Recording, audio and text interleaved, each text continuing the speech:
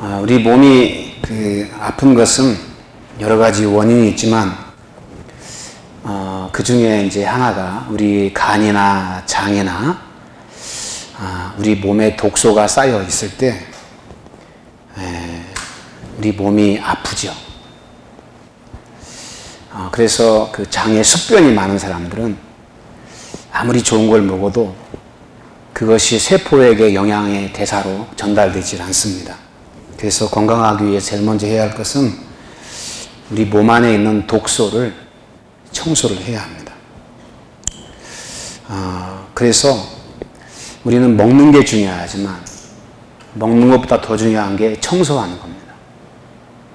여러분 그런 말 있잖아요. 여러분 집안을 청소하듯이 여러분의 대장을, 여러분의 소장을, 여러분의 위장을 청소하고 사십니까?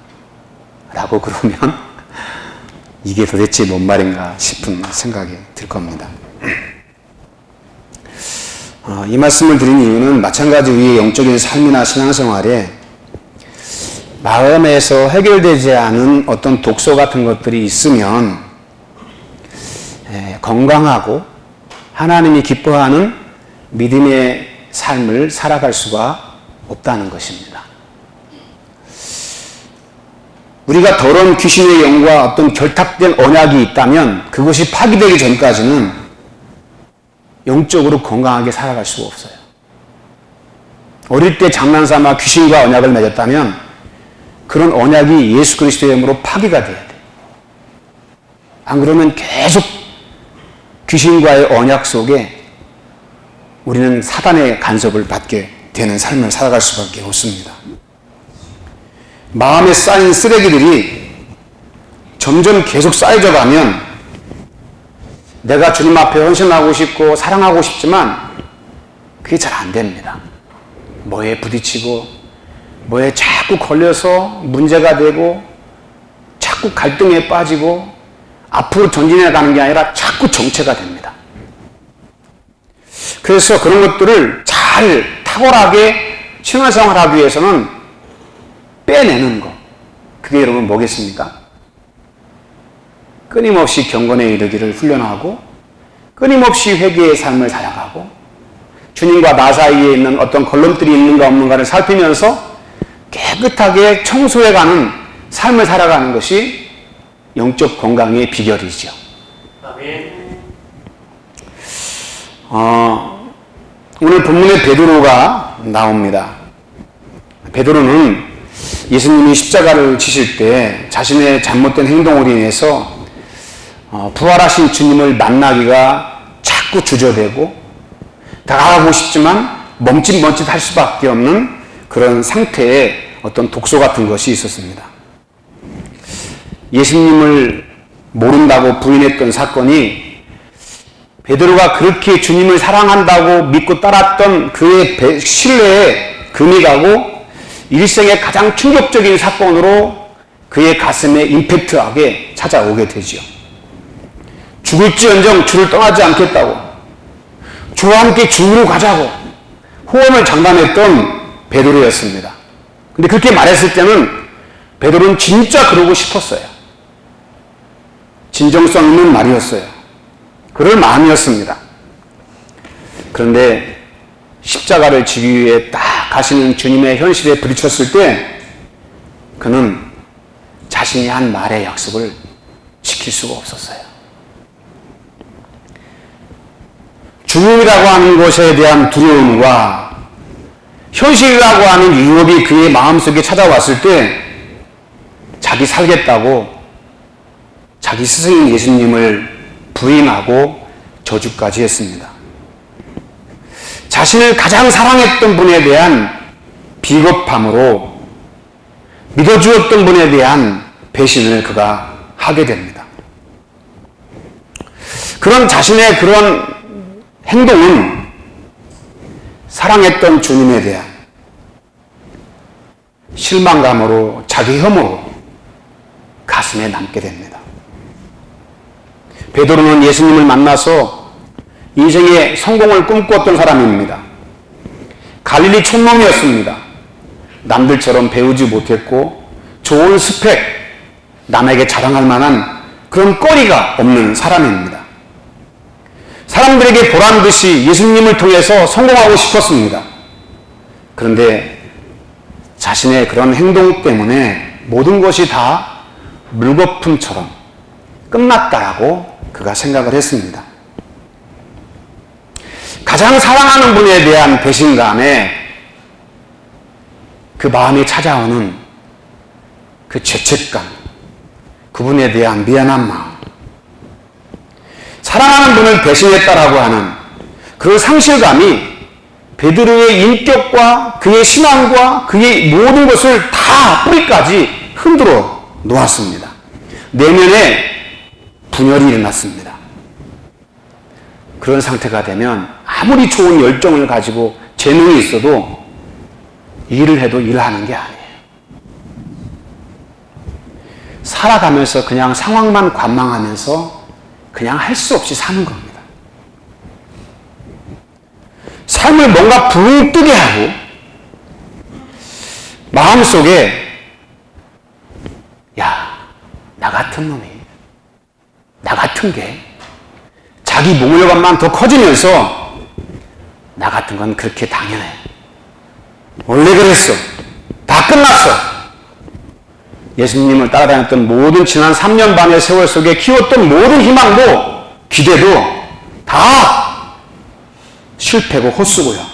그러면서 끊임없는 그런 실패의식에 사로잡혀서 그냥 할 수 없어. 그냥 사는 거예요. 그분에 대한 배신, 그러면서도 마음속에 버려지지 않는 사랑이 교차하고 자신의 실패, 그리고 다시 직면하게 될 지금의 현실, 마음에 고통이 있지만 아직도 놓지 못하는 미련, 갈등하면서도 혹여라도 내게 주어질 소망, 그런 지점에 딱 베드로가 서 있습니다. 실패와 현실, 배신감에 사로잡혔던 자기 모멸감과 분노, 이런 상황에 그는 서 있습니다. 여러분, 우리가 이 땅에 살아가면서 베드로와 같은 마음을 갖고 살아갈 때가 있잖아요. 저도 수없이 주님 앞에 그런 경험을 하며 살 때가 참 많았습니다. 모멸감이 커지고 주님에 대한 배신감에 쓰가린 가슴을 어떻게 위로받지 못해서 스스로 자책하면서 그렇게 스스로에게 고통을 주며 살았던 때도 있었습니다. 그런 상황이 우리에게 주어졌을 때 우리는 어떻게 해야 될까요? 우리 예수님은 우리가 이런 영적 방황과 새 출발의 지점에서, 영적 침체의 지점에서 또는 새로운 방향을 모색해야 할 때 어떻게 마음을 추스리고 살아가야 할지 모르는 그 방황의 그때에 주님께서 베드로에게 찾아오셔서 질문을 던지시죠. 네가 이 사람들보다 나를 더 사랑하냐? 배신으로 신뢰가 무너지고 비겁함으로 자책하며 실패를 거듭했던 베드로, 꿈이 무너져서 마음이 다운되어 있을 때 주님은 베드로에게 던진 질문이 다른 게 아니었습니다. 너 이 사람들보다 나를 더 사랑하냐? 자신을 예수님의 성공의 사다리를 통해서 세상을 바라봤던 베드로였습니다. 그것을 지키고 싶었지만 한순간에 무너져내는 베드로, 그런 베드로에게 주님께서 물으시는 거예요. 네가 나를 이 사람들보다 더 사랑하냐고. 여러분, 왜 예수님께서 그 베드로에게 찾아가서 많은 것을 물을 수 있잖아요. 너 왜 그때 그랬어? 괜찮아, 괜찮아. 이렇게 말할 수도 있잖아요. 근데 주님께서 너 나 사랑하냐? 너 다시 할 수 있어? 괜찮으니까 힘내. 뭐 그 정도까지 그래. 그렇게 쉽게 위로하고 넘어갈 수 있어요. 그런데 주님께서 던지신 질문은 그게 아니었어요. 이 사람들보다 네가 나를 더 사랑하니? 왜 주님은 그 베드로에게 다가가셔서 그것도 여러분 몇 번이나 묻습니까? 3번이나 묻습니다. 성경에서 3번은 굉장히 중요한 숫자예요. 처음이고 끝이라는 거죠. 그것만큼 중요한 것이 없다는 거예요. 그 베드로에게 가서 너 이 사람보다 나를 더 사랑하니? 예. 근데 그 사랑을 물었을 때 주님께서 사랑은 여러분 잘 알듯이 아가파오라고 하는 말이잖아요. 조건 없이 버려지는 사랑, 희생하는 사랑. 근데 베드로는 뭐라고 대답합니까? 필레아로 대답합니다. 주님, 저는 그런 사랑 못하고요. 친구 간의 우정 같은 사랑. 저는 이렇게 주님을 사랑합니다. 주님이 또 똑같이 묻습니다. 아가파오로 또 물어요. 저는 필레아밖에 못합니다. 주님이 낙서도 필레아를 또 묻습니다. 너 그러면 필레아로 나 사랑하냐? 내가 주를 사랑하는 줄 주님이 아십니다. 우리 주님께서 베드로를 찾아가서 낙심해 있고 삶의 소망에 대한 교차 지점에서 어떻게 할지 모르는 다운될 대로 다운돼서 아무런 의욕도 없이 인생을 살아가서는 베드로에게 다름 아닌 사랑을 묻습니다. 사랑하냐? 왜 주님이 사랑을 묻습니까? 여러분, 사랑이 처음이고 사랑이 끝이기 때문에 그래요. 그 말은 우리가 뭔가를 시작할 때도 사랑이고요. 뭔가가 끝날 때도 사랑이기 때문에 그렇습니다. 내가 낙심해 있을 때도 터닝포인트가 사랑이고 인생의 삶을 살아가는 마지막 우리가 하는 고백도 뭡니까? 사랑이기 때문에 그렇습니다. 사랑. 그래서 하나님 앞에서 뭔가 새롭게 시작하는 가장 중요한 순간, 그 지점에 이르렀을 때 우리의 삶의 터닝포인트를 할 수 있는 가장 중요한 동기, 뭔가 새롭게 시작할 때 그 지점에서 우리가 붙들 수 있는 중요한 영적인 가치가 뭐냐면 하나님을 사랑하는 사랑입니다. 그 사랑으로 시작하고 그 사랑으로 살고 그 사랑으로 끝나는 거예요. 그 사람의 능력이나 수준이 중요한 게 아닙니다. 사랑의 진정성이 핵심이고 그것이 최후의 포인트입니다. 사랑만큼 진실한 것이 없고 사랑만큼 우리의 가식을 때려 부술 수 있는 능력이 없습니다. 사랑은 예수님의 사다리 삼아 자기 성공을 지혜대로 삼는 것이 아니라 하나님을 나의 인생의 목적으로 삼습니다. 그리고 주님을 따라갑니다. 사랑하면 거짓으로 행치 않고 진심으로 주님을 따릅니다. 예수님을 사랑하는 그 마음, 베드로에게 있냐는 거예요. 다시 말해서 여러분이 지금 주님을 섬기고 내가 주님을 섬기고 있는데 주님께서 지금 여러분에게 물으시는 거죠. 우리의 인생의 교차점에 서 있을 수 있고 그렇지 않을 수도 있습니다. 메마른 삶을 살아갈 때도 있어요. 뭔가 그냥 아무 의미 없이 그냥 살아갈 때도 있어요. 그런 우리의 삶의 지점에서 주님께서 물으시는 거예요. 너 나 사랑하냐? 나 돈을 많이 벌었어요. 나 인생에 성공했어요. 나 지식도 많고 출세했어요. 이거 주님이 물으시는 게 아니고 내 마음의 심연에서 본질적으로 나를 향한 너의 그 중심이 그게 뭐냐? 그게 뭐냐? 사랑이라는 거지. 사랑.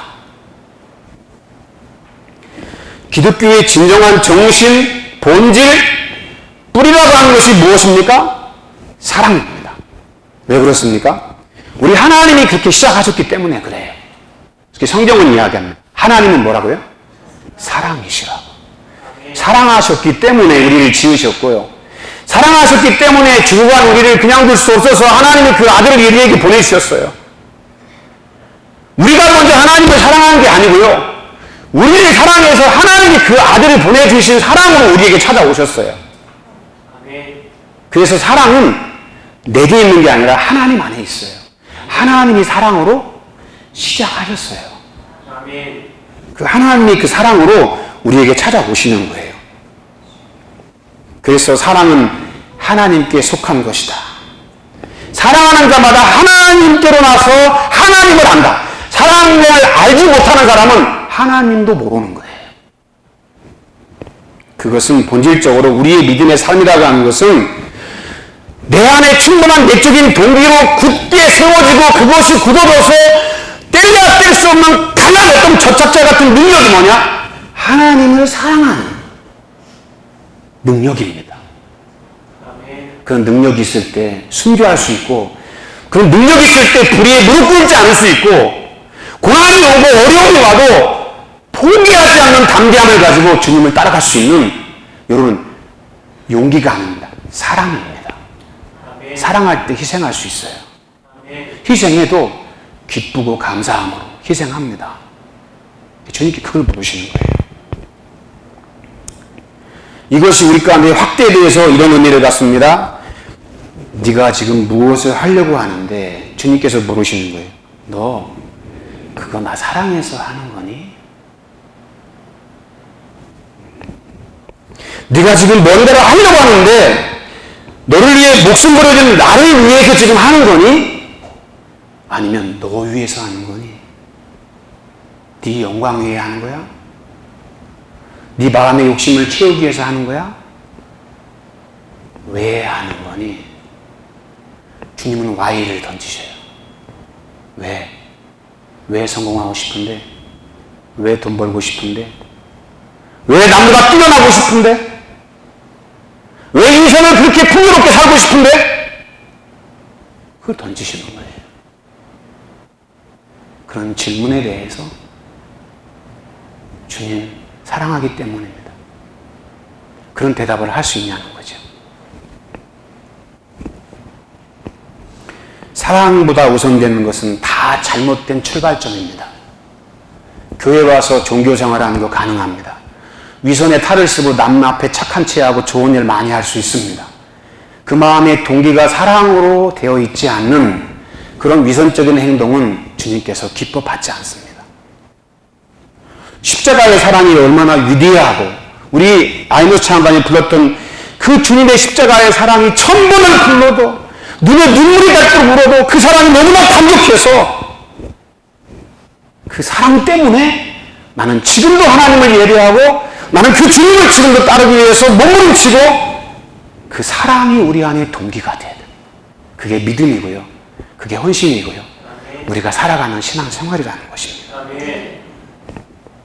실패했습니다. 베드로는.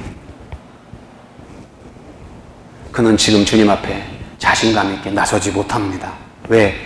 자기가 향했던 과거의 이력이 뭔지 알기 때문에. 그는 실패와 좌절 속에 있을 때 주님께서 터닝 포인트의 가장 중요한 질문은 너 나 사랑하냐?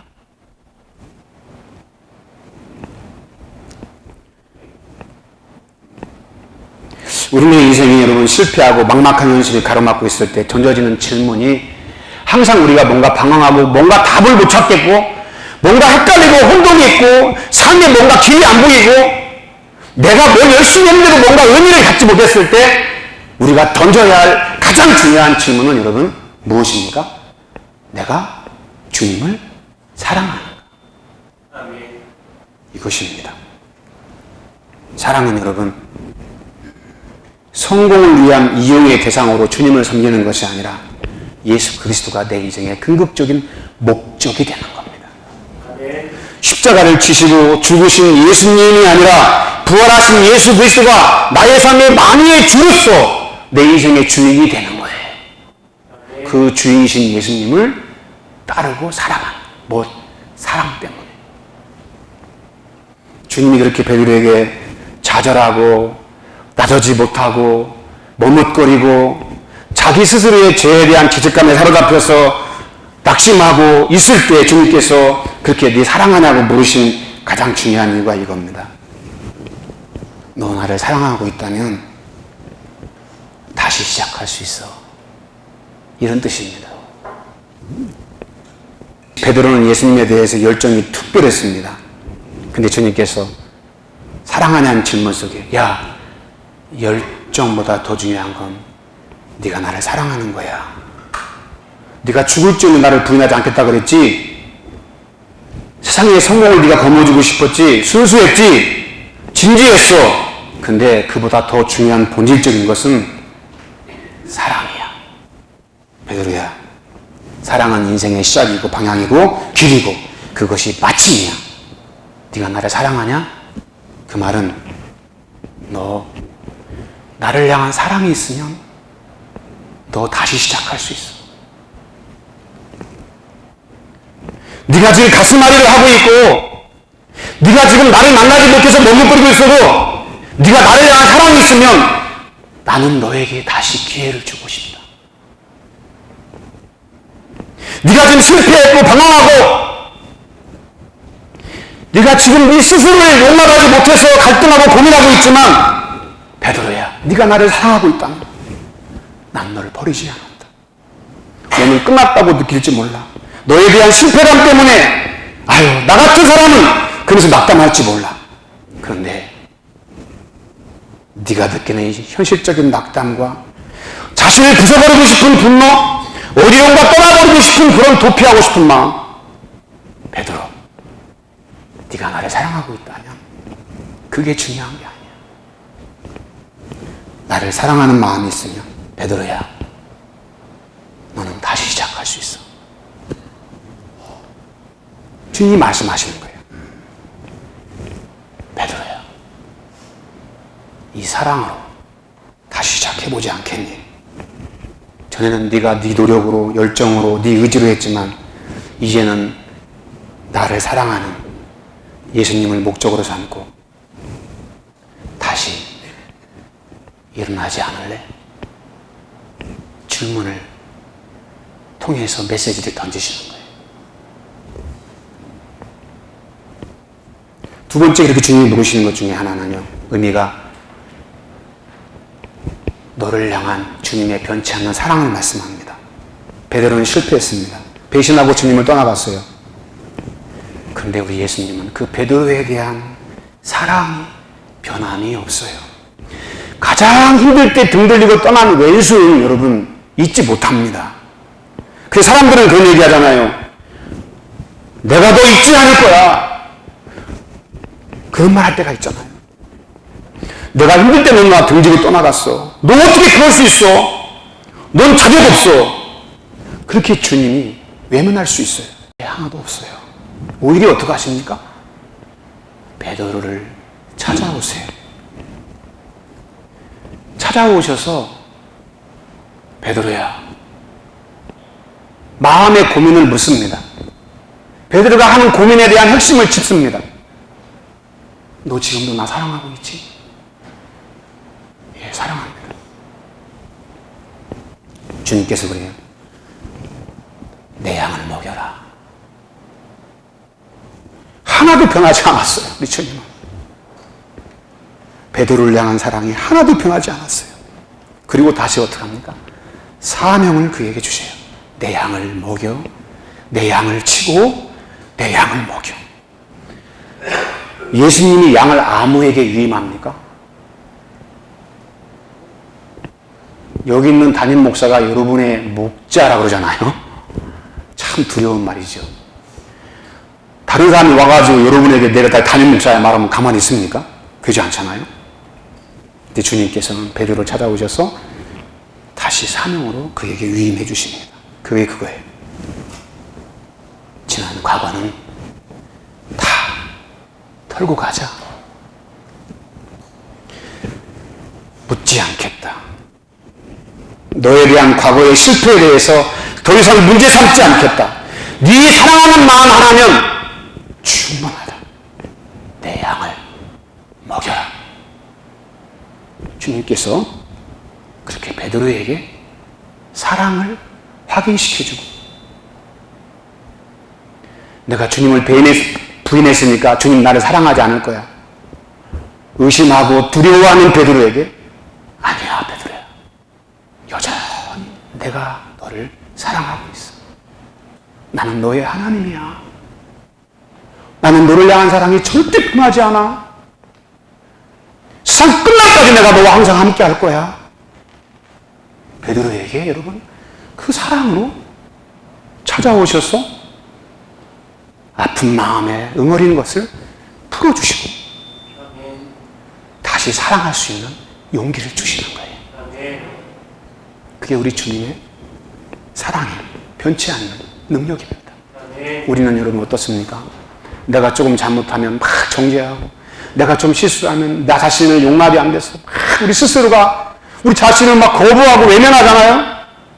스스로 막 자기 스스로 자맥질을 하잖아요. 근데 주님은 어때요? 괜찮아. 내 마음속에 나를 사랑하는 마음이 있어서 그걸 고민도 하는 거예요.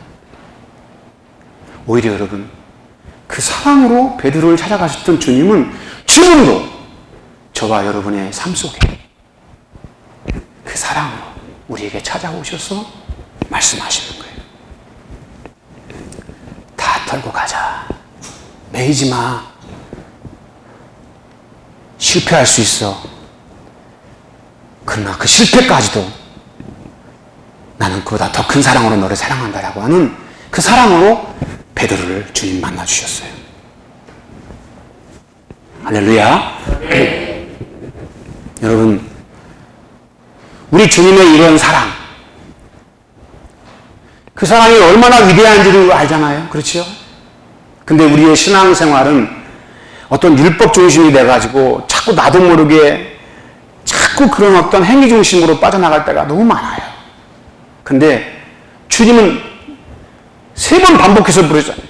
나 사랑하냐? 사랑하냐? 사랑하냐? 사랑은 허다한 허물을 덮고 사랑이 그 능력인 거예요. 왜?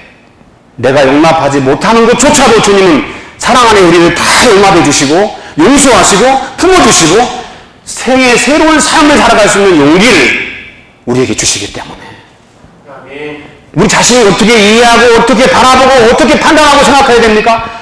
주님의 그 사랑으로 우리는 생각하고 바라보고 판단해야 돼요. 그리고 더 나아가서 내 형제 자매를 그렇게 바라보고 생각해야 돼요. 주님이 사랑하는 사람. 그래서 여러분, 믿음 생활이라는 것은 주님 사랑하는 삶 자체가 믿음의 삶입니다. 주님을 멋지게 사랑하기 위해 살아가는 거예요. 우리 주님을 더욱더 사랑하기 위해서 인생의 삶을 살아가는 거예요. 자기 자랑이 아니라, 나를 세우기 위한 것이 아니라 내 면에서 본질적으로 우리 주님, 내 사랑하는 주님을 더 기쁘게 해드리고 싶어서 내가 지금도 내 곁에 이 십자가를 짊어지고 주님 따라가는 거죠. 여러분, 주님의 사랑을 함부로 판단하고 함부로 남겨지라는 사람들이 이 땅에 너무 많아요. 자기 기준으로 판단하고 자기 생각으로 막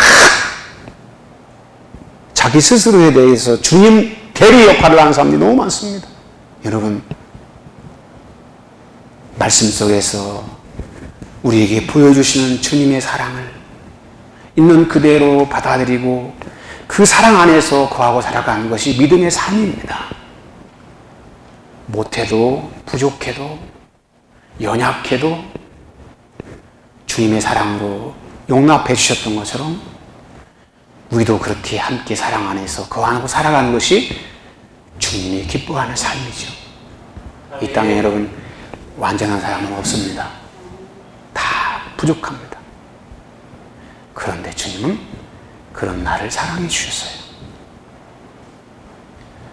성경은 이야기합니다. 사랑이 여기 있다. 그 사랑은 뭡니까? 나를 사랑하신 하나님의 사랑입니다. 한 주간도 주님의 그 사랑에 붙들려서 우리 믿음으로 주님을 바라보며 사랑으로 주님과 동행하는 저와 여러분 되기를 원합니다. 그 사랑의 배신자가 아니라 그 사랑에 울고 사랑에 기뻐하고 사랑으로 승리하는 우리 모두가 되기를 주의 이름으로 축원합니다. 인생의 방황기에 있을 때 여러분 던지십시오. 주님이 물으셨던 질문, 사랑하냐? 내가 사랑하기 때문에 지금 이거 하는 건가? 여러분, 이것이 처음이고 끝입니다. 기도합시다.